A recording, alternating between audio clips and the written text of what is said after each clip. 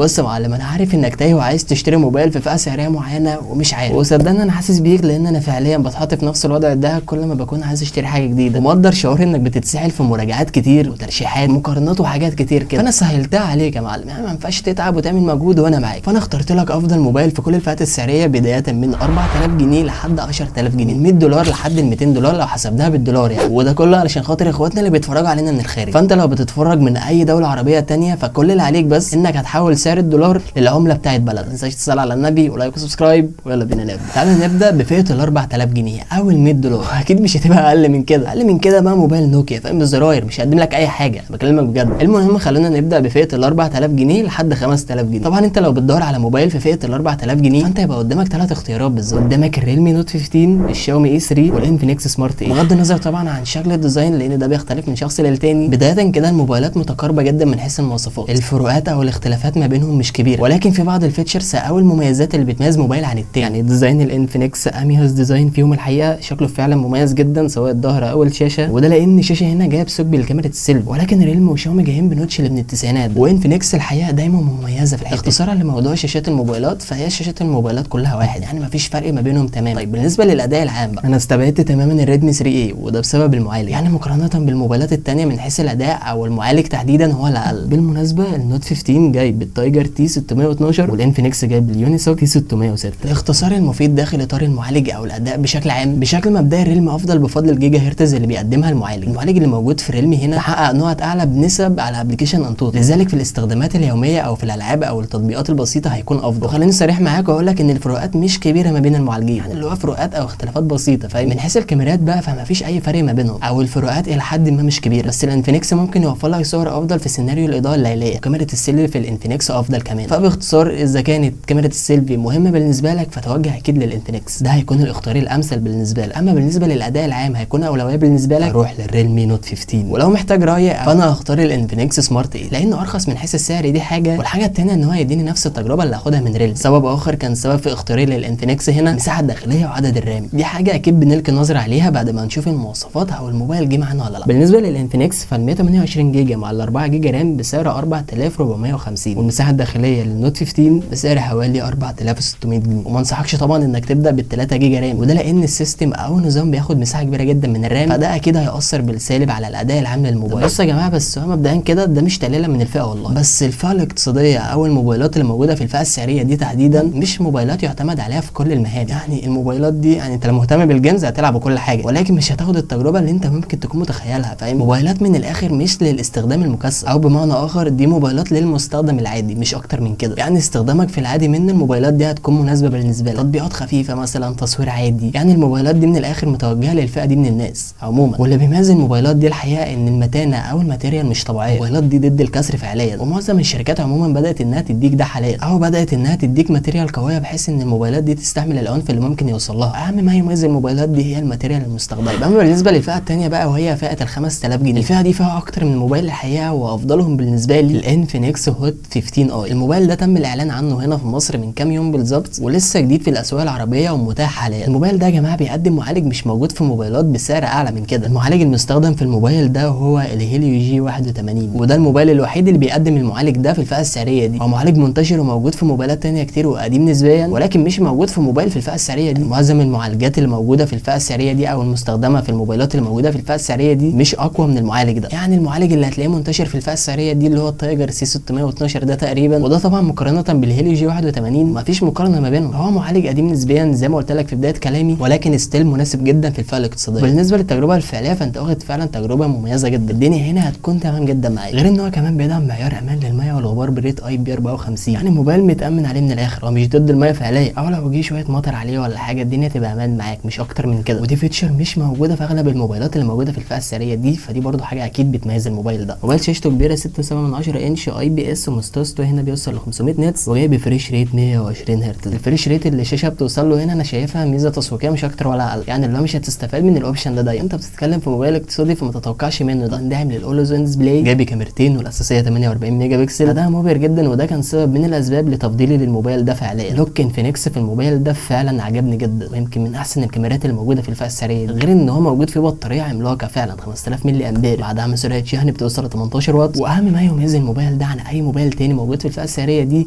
هي نوع السماعات. نوع السماعات هنا ستيريو سبيكر. انت متخيل ان ده موبايل اقتصادي عادي ويجي فيه نوع سماعات ستيريو سبيكرز؟ بجد دي حاجه غير متوقعه تماما. عارفين الاوبشن ده مش موجود في موبايلات ب 8000 جنيه وب 9000 جنيه. الموضوع فعلا مبهر لاقصى درجه. نكس يا جماعه من الاخر نازله بشراسه بجد. وطبعا محتويات العلبه هنا كلها جايه بشكل كامل، يعني جراب وسكرين وراس شاحن وكيبل شحن وسماعات اذن كمان. يعني اللي هو انفينكس مش حرماك من اي حاجه ومفيش مصاريف اضافيه تاني على سعر الموبايل ده. الفكره بقى ان الموبايل ده بيجي باصدارين. في مصر النسخه ال 128 جيجا مع 6 جيجا رام بسعر حوالي 5250 جنيه، وللنسخه ال 256 جيجا مع 4 جيجا رام بسعر حوالي 6600 جنيه ميد ان ايجيبت. سؤال مهم اكيد وهيجي في بالك يا معلم، انا متاكد من حاجه زي كده، اشتري الاستراج او مساحه التخزين العاليه ولا اشتري عدد الرام الاعلى؟ الاختيار صعب جدا انا معاك، بس لو محتاج راي في الموضوع ده معلم فروح للنسخه اللي بتدعم عدد رام اعلى. هتفيدك اولا في الاداء، الموضوع هيكون اسلس اكيد معاك مقارنه بنسخه ال 4 جيجا رام. ثانيا هيكون الاختيار الامثل او الانسب لو محتاج الموبايل ده يعيش معاك سنين. طيب يا عم احمد انا دلوقتي مش عايز موبايل من انفينكس، ما بحبش الشركه دي ومش جاي معايا، والله شوف له موبايل من شركه ثانيه. بس في حاليا موبايل من شاومي وهو الريدمي 14 سي. موبايل بيقدم ديزاين شيك ببطاريه عملاقه 5160 ملي امبير. الموبايل هنا شاشته عملاقه فعلا، طبعا جايب نوع اي بي اس بفريش ريت بيوصل 120 هرتز، ونادرا لما تشوف معدل التحديث ده في موبايل في الفئه السعريه دي. المعالج المستخدم في الموبايل ده هو الهيليو جي 81 الترا. هو الهيليو جي 81 بس الترا دي مجرد افتكاسه هم عاملينها. اقل نسخه من الموبايل ده ال 128 جيجا مع 4 جيجا رام بسعر حوالي 5500 جنيه، بس بالنسبه لي الانفينكس ممتاز فعلا. طيب بالنسبه لفئه ال 6000 جنيه لحد ال 8000 جنيه، الفئه السعريه دي فيها اكتر من موبايل الحقيقه، ولكن افضلهم بالنسبه لي هو السامسونج جالاكسي اي 15 او السامسونج جالاكسي اي 15. ما علينا من المسميات، الموبايل ده يا جماعه اكتر موبايل مبيعا في العالم في 2024، وده لانه مديك طبعا مواصفات قويه جدا قياسا بالسعر. بالمناسبه احنا عملنا للموبايل ده اكتر من فيديو موجود على القناه هنا، مميزاته وعيوب وكل حاجه فعلا محتاج تعرفها عن الموبايل ده اتكلمنا فيها، وطبعا هتلاقي لينكات الفيديوز دي موجوده تحت في الديسكربشن، وانصحك انك تتفرج عليهم قبل ما تاخد قرار الشراء. فيديوز مهمه جدا فعلا. خليني دلوقتي اقول لك المختصر المفيد تجاه الموبايل ده، واعتقد ده اللي انت متعود عليه منه. السامسونج جي 15 جايبه معالج قوي جدا الهيليو جي 99، معالج ممتاز ومؤدي جدا في الالعاب الثقيله، وده كان سبب من الاسباب اللي خلاني ارشح الموبايل ده فعليا ويكون في المرتبه الاولى بالنسبه لي. واهم ما يميز الموبايل ده عن اي موبايل تاني موجود في الفئه السعريه دي غير المعالج طبعا هو نوع الشاشه. نوع الشاشه هنا مش اي بي اس، نوع الشاشه هنا معلم سوبر اموليد، فانت واخد تجربه مشاهده على اي محتوى هنا فعلا بيرفكت بفضل الشاشه الاموليد طبعا، ودي اكبر ميزه فعلا في الموبايل ده. مفيش اي موبايل تاني موجود في الفئه السعريه دي بيقدم شاشه بالكواليتي ده. وجايبه بطاريه طبعا عملاقه 5000 ملي امبير، شاحن بقوه 25 واط، وداعم كمان للان اف سي، واخيرا الكاميرا الاساسيه 50 ميجا بكسل، وبتقدم تجربه مميزه مقارنه بالسعر. بالنسبه لسعر الموبايل في مصر النسخه ال 128 جيجا مع 4 جيجا رام بسعر حوالي 6550 جنيه، وللنسخه ال 128 جيجا مع 6 جيجا رام بسعر حوالي 7300 جنيه. وانصحك طبعا انك تشتري نسخه ال 6 جيجا رام من الموبايل ده، بلاش ال 4 جيجا رام لان ده عدد قليل جدا. ده موبايل يعيش معاك اكتر من سنه قدام، فما تقيدوش برام قليل، يعني اللي هو فكر بشكل استراتيجي اللي فيما بعد مش حاليا. واخيرا الفئه الاعلى من 8000 جنيه ل 10000 جنيه، الفئه دي فيها كلام كتير قوي لان فيها اكتر من موبايل، والموبايلات الحقيقه كلها مميزه. الريدمي نوت 13 الموبايل ده يا جماعه بيميزه اكتر من حاجه. اول حاجه ودي مهمه جدا ان سعره نزل جدا. الموبايل ده فعليا اول لما نزل يا جماعه كان معدي ال 11000 جنيه، تقريبا كان ب 11200 جنيه حاجه زي كده، ساعتها كان رقم كبير جدا على مواصفات الجهاز ده اكيد، لكن الموضوع اختلف تماما لما نزل لسعره الطبيعي. ثانيا الريدمي نوت 13 جايب بشاشه اموليد طبعا، وده نوع الشاشه المستخدمه، ومش مقبول تماما انك تشتري موبايل في الفئه السعريه دي بشاشه اي بي اس، فده كان سبب اكيد وصلني ان استبعد اكتر من موبايل. شاشه الريدمي نوت 13 فعلا مميزه جدا، مش بس علشان الكواليتي اللي بتقدمها، لا ده عدد النتس كمان هنا بيوصل ل 1800 نت. بغض النظر عن كل ده الشاشه هنا كبيره فعلا. كديزاين شاشه بقى فالبيزلز يا جماعه اقل بيزلز انت ممكن تشوفها في الفئه السعريه دي، واكيد تقييمي للشاشه هنا مش بس علشان شكلها، لا طبعا الكواليتي اللي بتقدمها كتشبع الوان وسطوع، لان دي الحاجات اللي هتفرق معاك في النهايه، غير انك هتاخد طبعا تجربه سماعات ممتازه. انت واخد تجربه كامله فعلا في الحته دي، لان نوع السماعات هنا ستيريو سبيكرز مش مونو، وبما ان الشاشه هنا طبعا اموليد فالبصمه هنا بتيجي على شاشه الموبايل عادي. الفكره ان شاومي هنا بتقدم تقنيه احدث، ودي مش موجوده في اي موبايل تاني موجود في الفئه السعريه. طبعا جايبه بطاريه ضخمه 5000 ملي امبير مع دعم الشحن السريع بمعدل 33 واط. الكاميرا الاساسيه هنا 108 ميجا بكسل، ولكن مش افضل تجربه تصوير ممكن تاخدها في الفئه السعريه دي. مشكلتي الوحيده اللي واجهتني مع الموبايل ده الحقيقه هو المعالج المستخدم هو السناب دراجون 685 للاسف. في معالجات من ميديا تيك اعلى زي الهيليو جي 99 وده موجود عادي في موبايل في نفس الفئه السعريه دي، وهو الريلمي 11 نسخه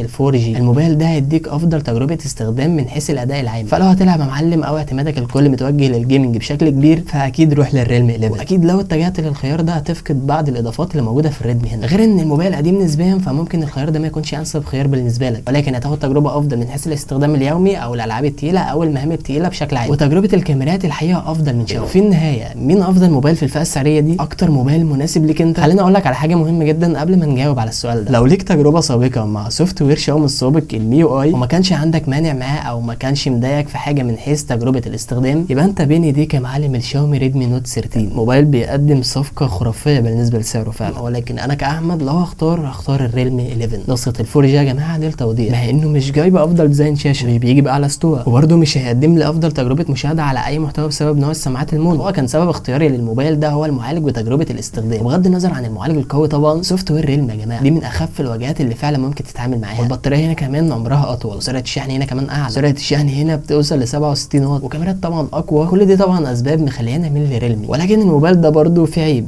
وممكن يكون عيب كارثي بالنسبه لك، وهو ان ضمان الريلمي 11 هنا ضمان دولي مش ضمان محلي، فده برده خلاني افكر في خيار اخر. احس ان في موبايل تاني من شركه عملاقه وهو السامسونج جالاكسي اي 25. طبعا سلسله الاي من سامسونج دي عامله قلق في كل الفئات السعريه، اكيد ميزه تخليك تفكر في الموبايل ده هو نوع السماعات الاستيريو. نوع السماعات هنا ستيريو سبيكرز فعلا. الشاشه هنا طبعا ممتازه ككواليتي مش ديزاين، ولكن ككواليتي شاشه فسامسونج هي الافضل في تصنيع الشاشات اصلا، فدايما سامسونج هتلاقيها متفوقه جدا في الحته دي. وحاجه مهمه جدا، لو انت المحيط بتاعك مش افضل حاجه من حيث الشبكات بلاش اي موبايل من سامسونج. شبكات موبايلات سامسونج مش افضل حاجه تماما، دي حاجه مهمه جدا ولازم تكون في اعتبارك. الاي 25 هنا جايبه معالج من نوع اكزينوس 1280، هو اقوى فعليا من الهيليو جي 99، ولكن المعالج ده بيسخن شويه. في النهايه الريلمي 11 والجالاكسي اي 25 كمواصفات قريبين جدا من بعض. وطبعا انت لو كملت معايا الفيديو لحد دلوقتي فهتعرف ان موبايلات سامسونج بلا استثناء مش بتيجي بمحتويات علبه اصلا، لذلك الاي 25 محتويات العلبه مش جايه بشكل كامل. السلبيات بس اللي ممكن تواجهك في الاي 25 هو ان راس الشاحن مش جاي في علبه الموبايل، هتضطر انك تشتريه طبعا بشكل منفصل. ثانيا ديزاين الشاشه مش افضل حاجه، وطبعا مفيش جراب كمان في علبه الموبايل. فطبعا لو هتقدر تتخطى كل الكلام ده